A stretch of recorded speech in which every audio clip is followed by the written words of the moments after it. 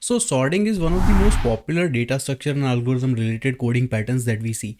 Bunch of different DSA questions can be solved using sorting, and we can see sorting being applied to many diverse data structures like arrays, linked list trees, binary trees, strings, and bunch of more. So that's why I have decided to make this video where we are going to include 5 most popular sorting questions, and that should give you the whole idea on how you can use sorting to reach to the optimal solution. So without any delays, let's get started. The LeetCode problem we are going to do today is called merge sorted array, and you can see that this is a very well like LeetCode problem and also a LeetCode easy problem. Now we are simply given two values of two arrays called nums1 and nums2, and we are being told that these are sorted in non-decreasing or increasing order, which means we already have two sorted array called nums1 and nums2. And now from the name we can judge that we want to create an array that contains values from all the values that are currently present in nums1 plus all the values that are currently present in nums2, and this array also needs to be sorted. That is the whole ask of this entire problem, nothing much. So first let's try to understand this with an example. Suppose we are given nums1 array that looks like 1, 3 and 5, okay, and we are given nums2 array that looks like 2, 4 and 6. So obviously we need to create a sorted array that is going to be combination of these two arrays, and we just need to make sure that this is also sorted. So answer is going to be 1, 2, 3, 4, 5, 6. This is going to be the sorted array that is combination of these two. But for this problem, just to make it like a little bit spicy, a little bit tweaky, they gave us like few weird combination. So what they have told us is that we do not need to create this whole new or brand new array. What we need to do is we need to combine these two values, but we need to put all of these values in just nums1 array. Now the first question comes to our mind is that, hey, this nums1 only contains 3 elements. How can we put 6 elements inside this nums1 array? If we have to do that, we will have to basically just expand the array and create a new array and do all sorts of migrate operations.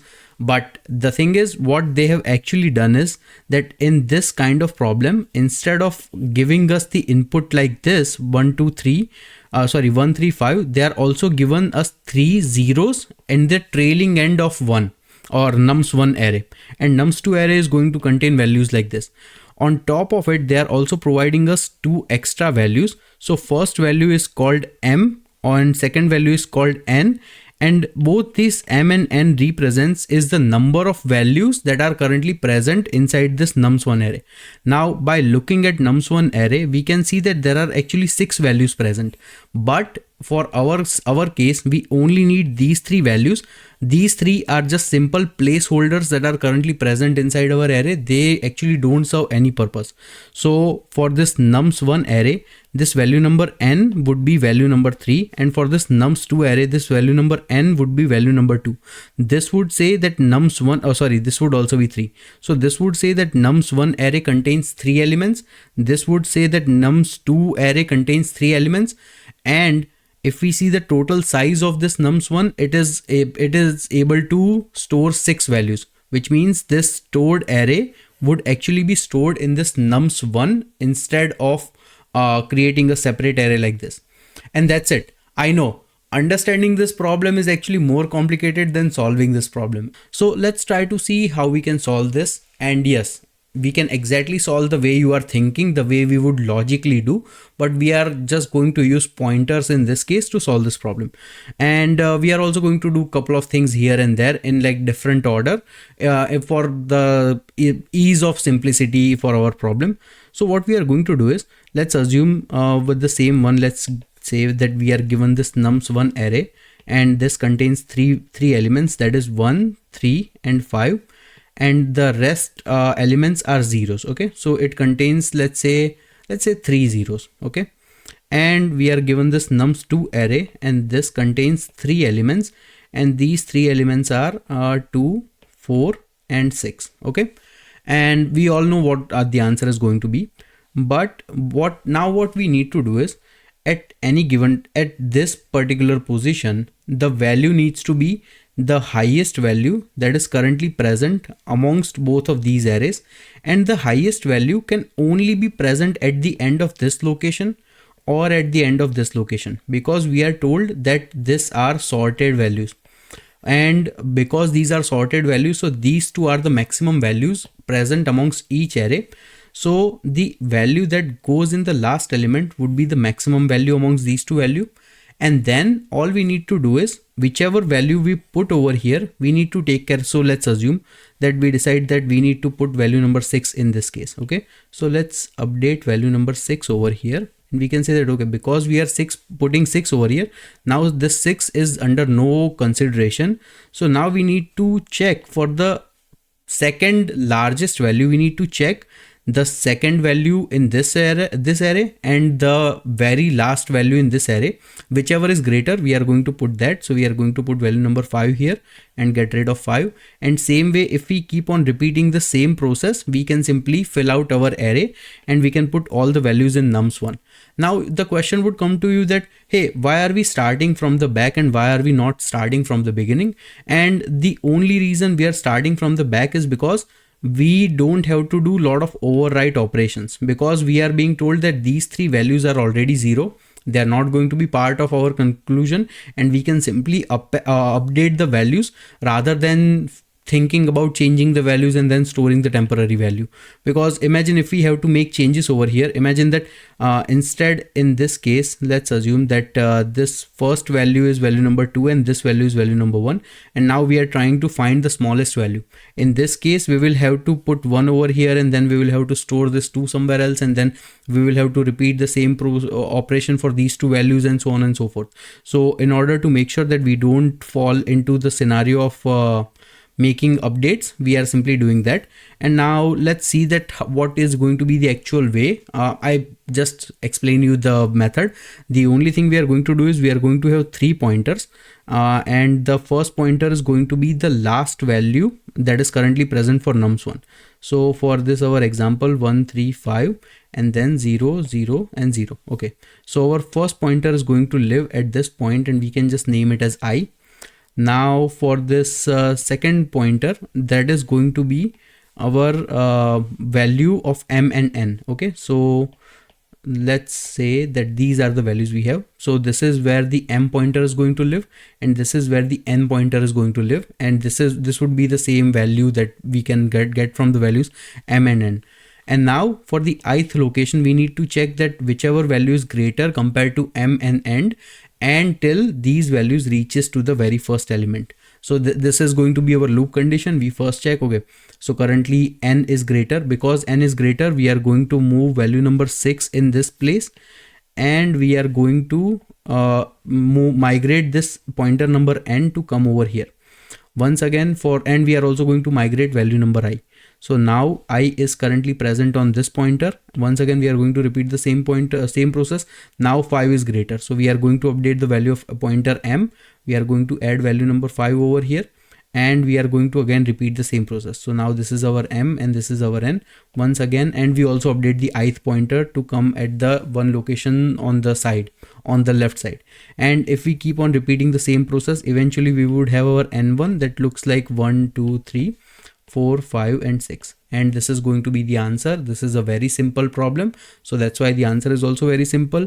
If we see time and space complexity, time complexity is going to be big O of n, where n is the number of total values that are present in both n1 and n2 items.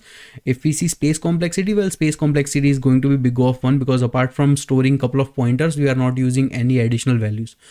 To solve this problem, the very first thing we are doing is initializing 3 pointers. Then we are running our while loop, that while pointer 2 does not reach to the very first index of the nums1 array, we are going to keep repeating the same process. So first we are going to check that whichever value is greater is going to be placed on the ith location, and whichever value that we picked out, we are going to reduce that pointer. At the same time, in either case, we are always going to decrease the pointer of ith location, and eventually we would have all the values sorted in the nums1 array. And this is the code. So let's try to run the code. Okay, seems like the solution is working. Let's submit this code. And our code runs 100% faster than all the other solutions, which is pretty good and pretty awesome. So I would be posting the solution in our GitHub repository, and the link is in the description, so you can check it out from there. Thank you. So as you can see, this is a very well like LeetCode problem, and also this is a LeetCode medium problem. Now let's try to understand that what the problem statement is asking us to solve. Basically, we are given a non-negative integers nums array, and we are being told that we need to arrange this in such a manner that we get the largest number from combining all the numbers that are currently present inside the given array. So let's try to understand this with a couple of examples. If we see this first example, we are given an array with two values 1, 0 and 2. So if we combine these two numbers, what is the largest number possible number that we can get? So in this case, we cannot break apart this existing number. So 1, 0 has to remain 1, 0 in all the cases, but we have the option to select from 2, 1, 0 or 1, 0, 2. So because currently we only have two values, so we only have two possibilities, and in this case 2, 1, 0 is the largest number, so we need to return 2, 1, 0 as the answer. Let's try to understand the same problem with few more examples. So suppose we are given the values like 3, 5 and 10. If this is the value given to us, what is the largest number we can make out of this? So one option is we can make a value 3510. Second option is we make a value like 5310. Next we can make a value of 5103, something like this.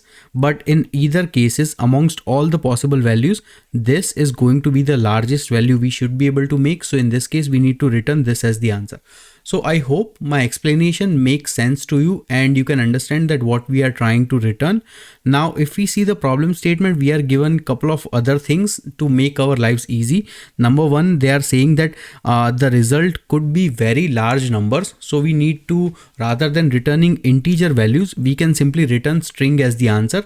And all we are doing in this problem is that we are actually treating these values as string values, so string 1 and string 2, and then we are seeing that how can we concate string 1 plus string 2 in such a manner that we get the largest number.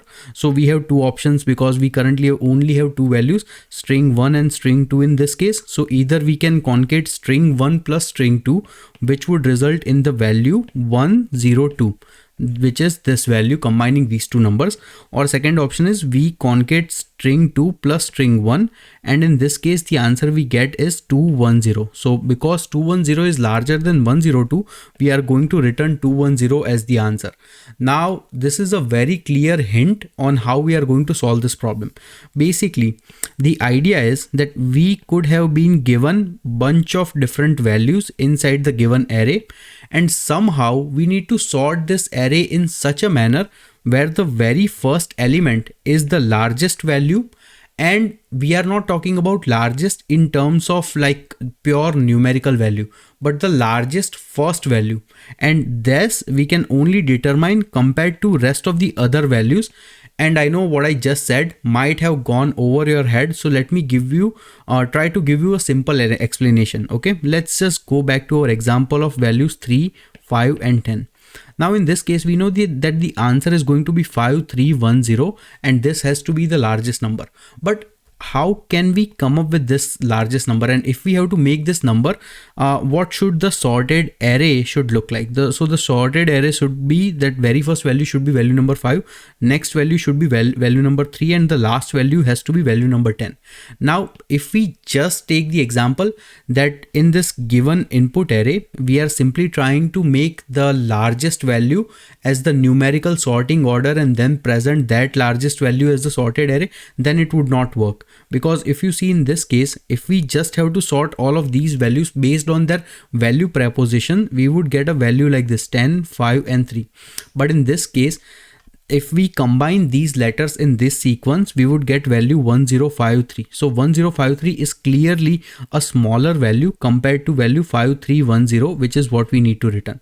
So what I'm suggesting is that whenever we start sorting the array, the logic we are going to use is that let's assume that we want to compare two numbers. So currently the two numbers we are comparing is 5 and 10. Okay, these two numbers. So what are the options we can have? Number one option for this array is that either 5 can come before value number 10 or 10 can come before value number 5. But in either case, how we are going to determine? We are going to determine by combining these two values as if they are string concatenation, and let's see that what approach we come up with. Okay, so now currently the premise is we only have two values 5, 10, and another value is 10 5. So which sequence should be the correct sequence? So we are going to combine the values. So if we combine this, we get the value 510. If we combine this, we get the value 105. And in this case, 510 is clearly greater. So when we are sorting our array to generate the largest number, 5 has to come before value number 10 somewhere.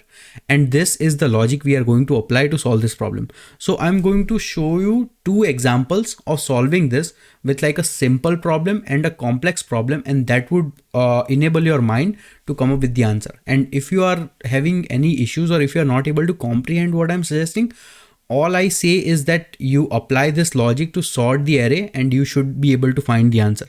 So this next portion is for anyone who got confused. So that then just look at the example. But if you already understood what I'm trying to say, then you can basically conclude this video. So now let me just explain my theory with a couple of examples. So number one example is, once again, let me take three values. Okay. So 7, 2, and 9. Okay, these are the three numbers we are taking, and we know the biggest number we would be able to make is going to be 972. Okay, let me take a little bit more complicated value because this is very simple. So instead of 2, we are going to take the value 20. Okay, and now the largest value we should be able to make is 9720. But let's see the approach. So first what we are going to do is we are going to apply the same logic that when we are comparing two values A and B, we are going to compare A plus B and we are going to compare B plus A. And this is not plus as in like mathematical plus, but you can consider this plus as a concatenation of two numbers. Okay, so now currently the two values we have is 7 and 20 we are trying to compare. So what are the two options? Number one option is that we have 720. Second option is 207, because this 20 has to remain together. So amongst these two values, we can clearly see that 7 is greater value and 20 is lesser value. So after comparing these two elements, we can conclude that 7 has to remain first and 20 has to remain second. But now we still have to make sure that where we are going to put this value number 9. So once again, let's compare this value number 9 with this value number 20. So if we compare 9 and 20, we have one option is 920 and second option is 209. So clearly 920 is greater, which means 9 has to come before value number 20. So let me make this adjustment. And currently 9 has to come before value number 20. But is 9 at the correct place? No, because we still have to check with value number 7. So once again, we are going to compare the value 79 and 97. Once again, 97 is greater, which means 9 has to come before value number 7. So let us also adjust the value of this 9. So now currently this 9 is very first element and this 7 is the second element. Now since we ran out of elements over here, which means we can't do anything in this case. So this has to be the correct sequence of numbers that are sorted in ascending order such a way that combining these is going to result the largest number possible. So let's combine these values and the answer is going to be 9720, and this is what we need to return. Let me give you just one more example really quickly, just for the explanation sake.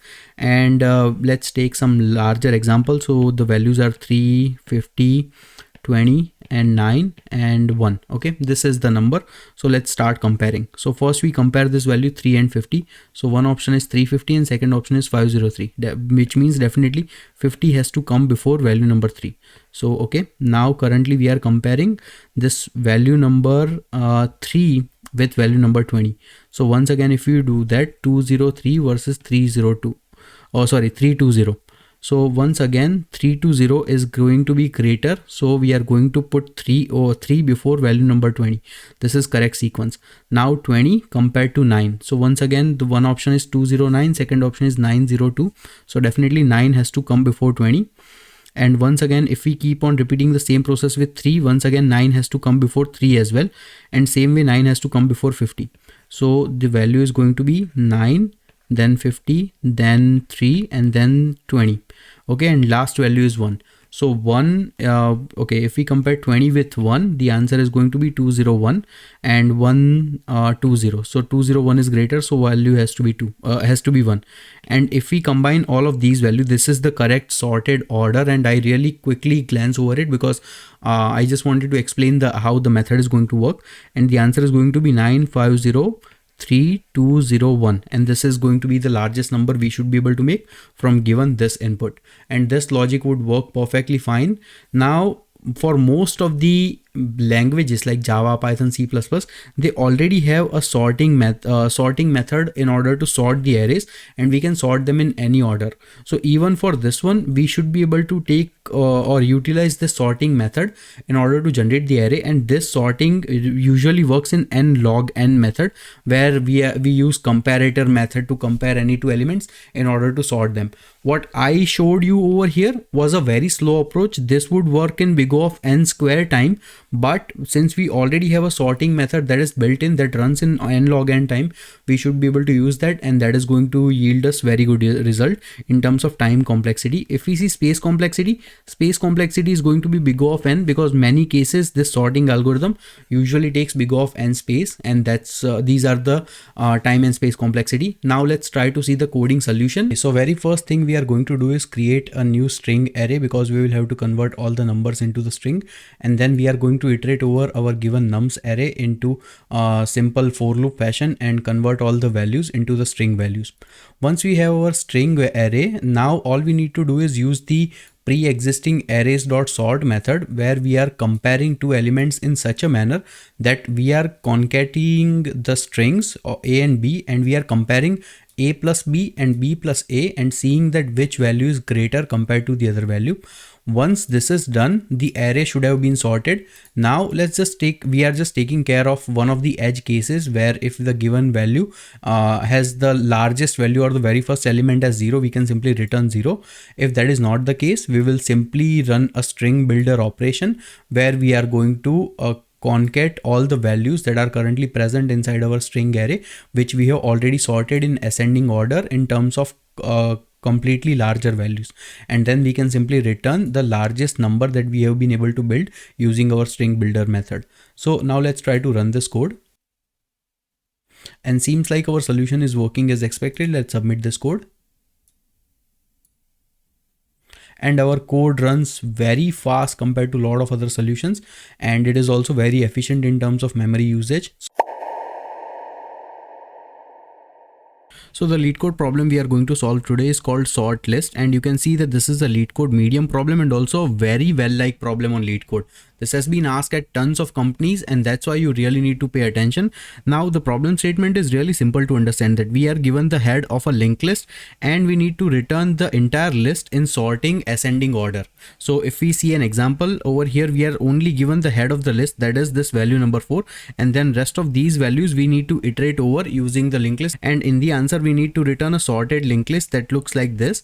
And you need to do this problem. Now this is not specified over here, but in the follow-up definitely the interviewer is going to ask you that they are going to ask you to solve this problem in big O of n log n time complexity and also big O of 1 space complexity. So this becomes a little bit tricky in order to how to achieve both of these values in terms of time and space complexity.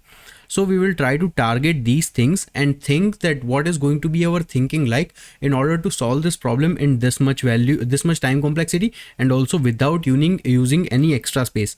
Now logically, let's assume that instead of this being a linked list, let's assume that we are given a simple array. And this is an unsorted array that we need to sort, and we need to sort this in n log n time.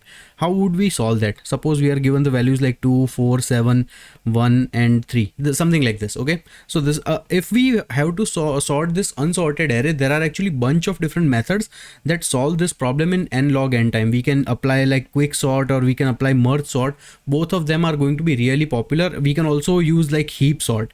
But good thing about array is that in order to access any single variable, we can do this immediately by knowing that what is the index value, and then we can simply access this value.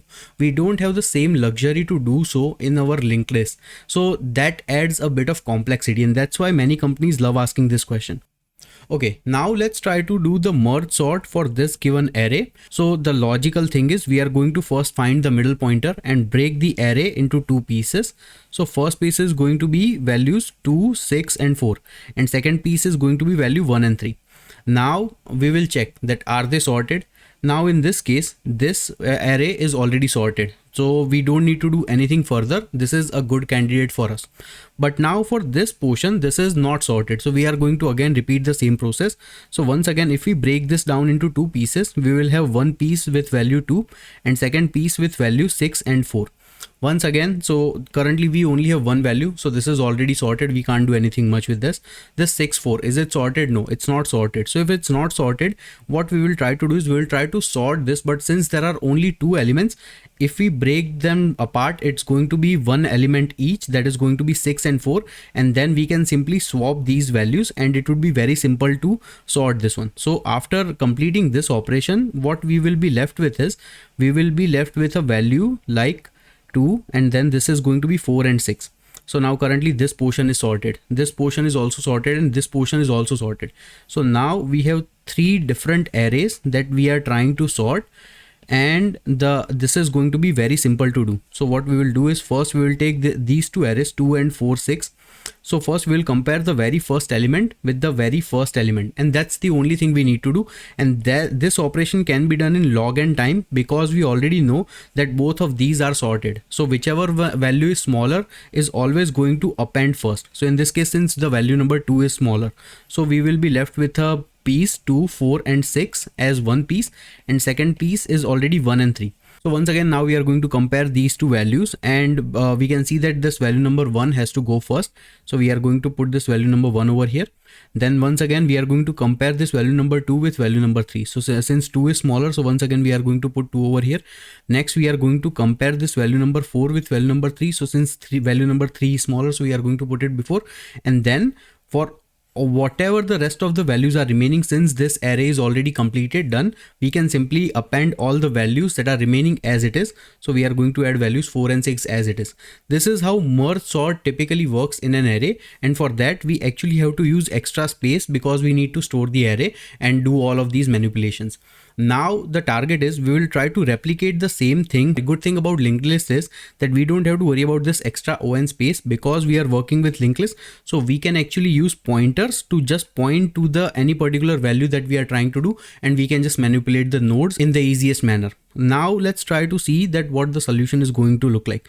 So number one thing is that in the linked list, we are only aware about the very first element. We don't know that what rest of the elements looks like, and we have no way for verifying. So let's assume that the values currently given are like 4, 3, 1, 2, and 5, something like this, 6. Okay. Now what we need to do is, in order to apply the merge sort, first we will need to find the mid pointer. And we don't know how many elements are currently in the linked list. We only know the head element. So we know that if we have to find the mid pointer, all we need to do is use fast and slow pointer method. And by doing this, we would be able to find the mid pointer quite easily. For those who don't know how fast and slow pointer works, is that we are going to have two pointers, fast and slow pointer, start at the very beginning of the linked list. Fast pointer is going to jump 2 hops, and slow pointer is only going to jump 1 hop every single iteration.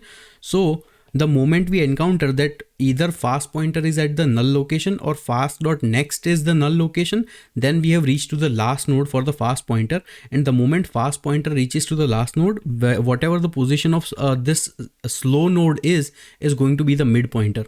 So this is how we would be able to identify the mid pointer. Now let's try to apply the same logic. So for this one, we are going to have two halves. First half is going to be 5, 3, 1, and second half is going to be 2 and 6. Now 2 and 6 is already sorted, so we don't have to do much. But for this half, once again, we are going to find the mid pointer. So one half is going to be 5 and second half is going to be 3 and 1. And once again, this half is not sorted. So once again, we will sort this one 1, 3, and then we will have 5, 1, 3 as one half. Once again, these two are not sorted, and again this is not array, these are linked list pointers. So once again, recursively we are going to repeat the same process, and we will have 1, 3, 5 as the sorted arrays, and then we will have another sorted linked list, and another pair as 2 and 6 as the sorted linked list. We will merge these two together, and we will find the values 1, 2, 3, 5 and 6 as the final sorted linked list, and we can do this in place using the pointers. So when we see that in the code, we should be able to find or understand how it works.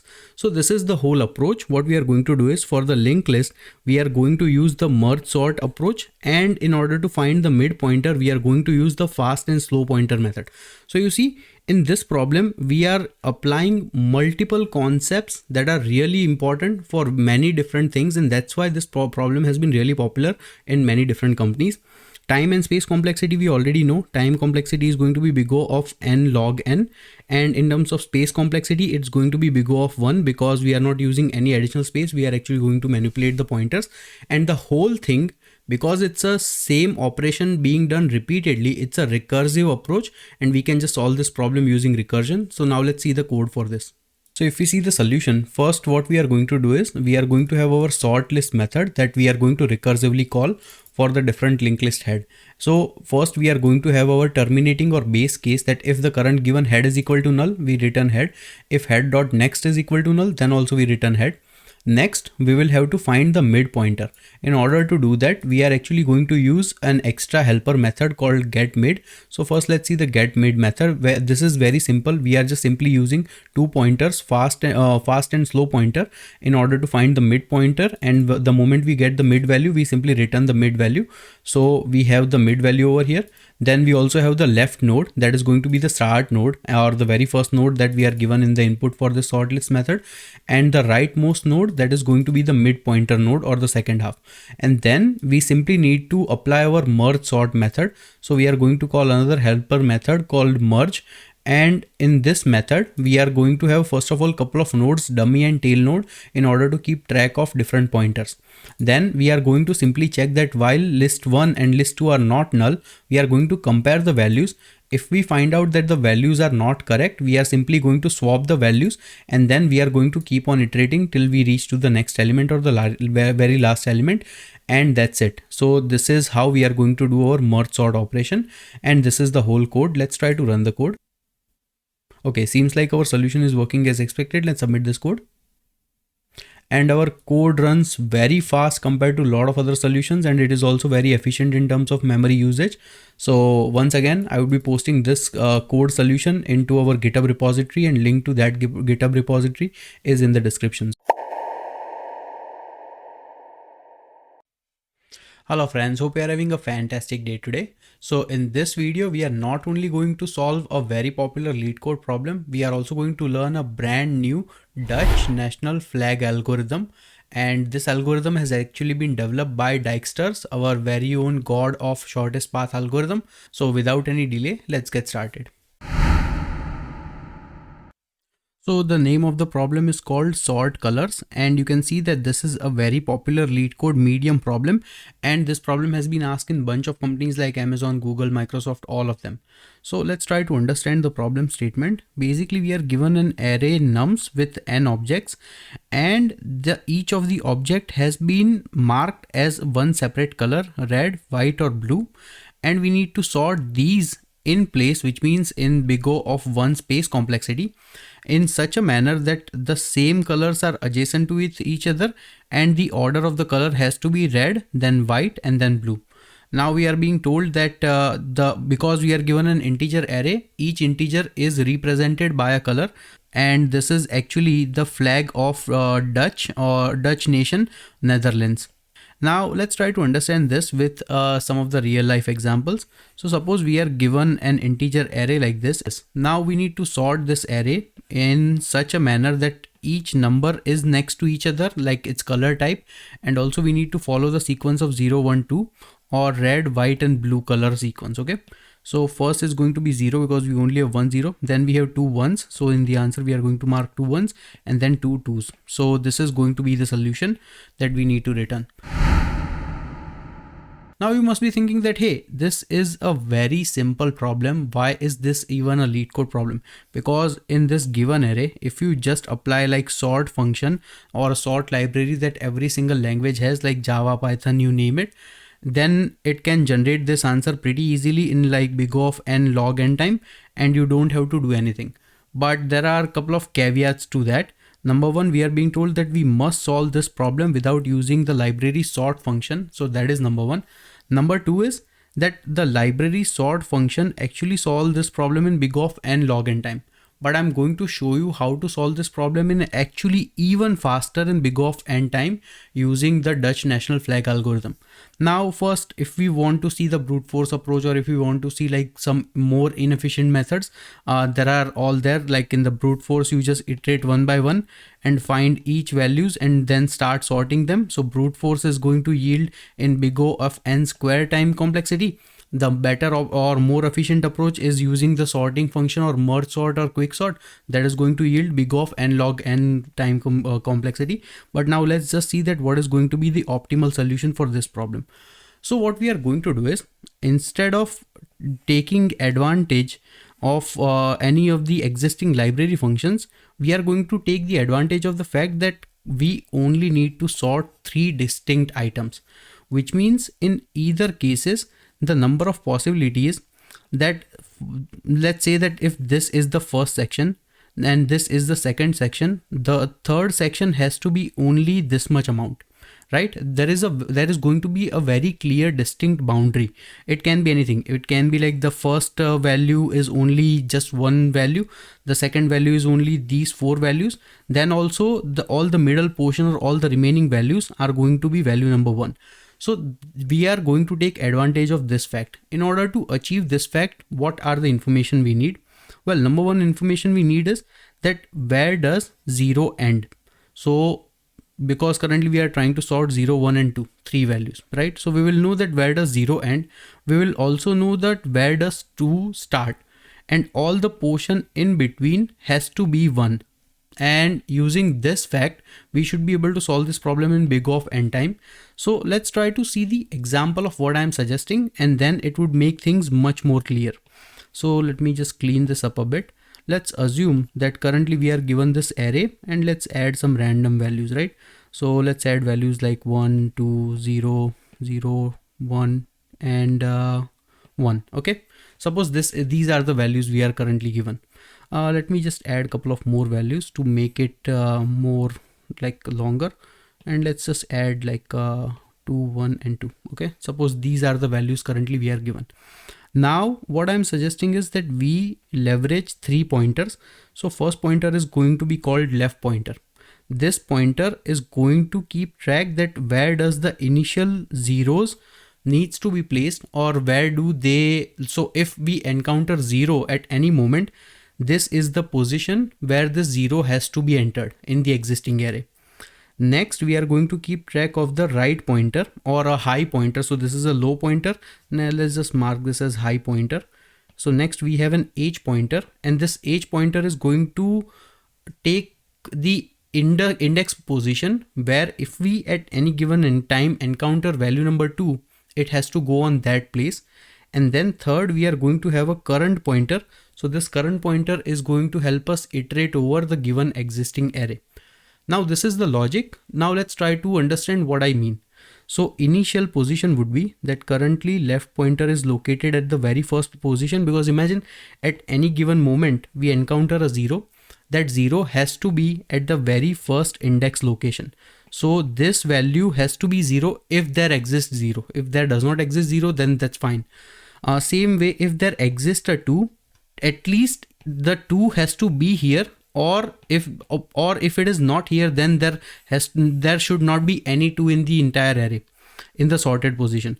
So for the H, we are going to place at the end, and since for the current array we are just taking its help to iterate over, we are going to have initial position for current array at the very first location. Now the logic is we will first check, okay, whether this value is 0 or 2. Okay, if currently this value is neither 0 nor 2.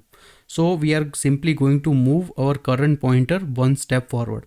Moving current pointer one step forward, now currently this value is 2.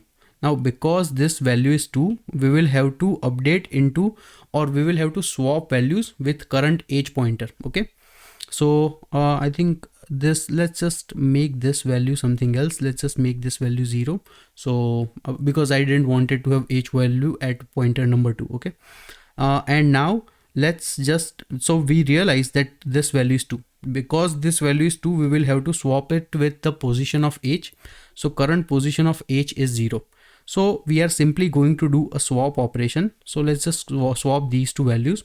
Currently this value is 0 and this value is 2. And now once again we will, because we know that this is the position where we already have a 2, which means next time if we encounter 2 has to be placed one step before that. So we are going to update the value of our age pointer, and we are going to keep on repeating the same process. Now notice that we haven't updated the C position at this moment because we did not know what value could be coming from this age side, and if the value was 0 we would have to iterate it over. So because in this case this was the same case, because this value was 0, so now we realize that current is located at the 0th position. So if we encounter 0 position, we will have to place it where current L stands and then update the value of L in the same manner. So now we are going to swap these two values. This value is 0, this value is 1. Now we know that this first value is guaranteed 0. So we are going to update the value of our lower pointer. And when we do that, we are going to have encounter L over here. And now since we already processed this node, we can move forward to the next node, because we already know with C that this value was not 0. So the only position was that this could have been 1 or 2. If it is 1, then we just move forward. If it is 2, then we would have replaced it with the last value. Okay, so now let's just once again go to this position, and currently this is our C. Repeating the same process, we've identified that this value is 0. So now we will have to swap it with the current L value. So we are going to replace like that, and we are going to update the position of L, and we are also going to update the position of C. So now we have our C located at the 0th position. Once again, we are going to repeat the same process, and we are going to swap operations. So 0 and 1. Now L comes over here and C comes over here. So let's just update these. Okay, now this value is 1. So we don't care, we just move to the next value. This value is 1. Once again, we don't care, we just move on to the next value. And now our C is currently located at this position. So now this value is 2. Because we find a value that to be 2, we will have to replace it with the value of H. So we are going to do that replacement, and we are going to have our H value be located over here. And we still have our C value over here, because what if this value could have been 0, though it's not, but if it was 0, we would still have to process it. And once again, we are going to, in the next iteration see, okay, so this value is 1. Because this value is 1, now we are going to move to the next value. And the moment we identify that either the given current location and the location of H is equal to each other, then we can end the loop. Or we've identified that this L and H are like equal to each other, then also we can end the loop. And now if you see the final answer, you can see that this array is completely sorted. So first 3 values are 0, next 4 values are 1, and next 2 values are simply 2. And this is the sorted answer that we need to return. Now you see that how beautiful this solution looks. And if we see time and space complexity, in order to solve this problem in terms of time complexity, we are simply solving in big O of n time, which is excellent. And in terms of space complexity, apart from storing few pointers, we are not using any extra space. So we are also solving this problem in big O of 1 space complexity. This is so great, because typically whenever we see sorting, we always solve sorting using n log n time. But for distinctively purpose of sorting just 3 distinct variables, we are being gifted this by Dijkstra, this Dutch national flag algorithm. And this is how we can solve this one. Now let's try to implement this using the code. Okay, so here is the solution for our code. So first we are initializing 3 pointers. First pointer is low pointer, next pointer is high pointer, that is located at the very last of the given array. And then we have the current pointer that we are going to use to iterate over all the values. Now we have the condition that while current is less than or equal to high, we are going to keep on repeating the same process. First we are checking that if the given current position, the value element is 0. If the current value is 0, then we will have to swap it with whatever the location of this low pointer is. So we are going to have a helper method swap that is simply going to allow us to swap 2 values. So we are going to swap the current value with the position of low. Then we are going to increment low, and we are also going to increment current. If that is not the case, and for some given moment, if the current value is equal to 2, Then we are going to swap number of current with the high value at the very end, and we are only going to reduce the value of high. We are not going to increase the value of current because that number could be 0, so we will have to repeat and redo the same operation. And last, if both of these are not case, which means this given current value is value number 1, so we can simply update or update the value of the current pointer, and this is the whole solution. Now let's try to run this code. Seems like our solution is working as expected. Let's submit this code. And our code runs 100% faster than all the other solutions, which is pretty awesome. And in terms of memory usage, we are also much more efficient compared to a lot of other problems. So once again, I would be posting this solution in our GitHub repository, so you can check it out from there. Thank you.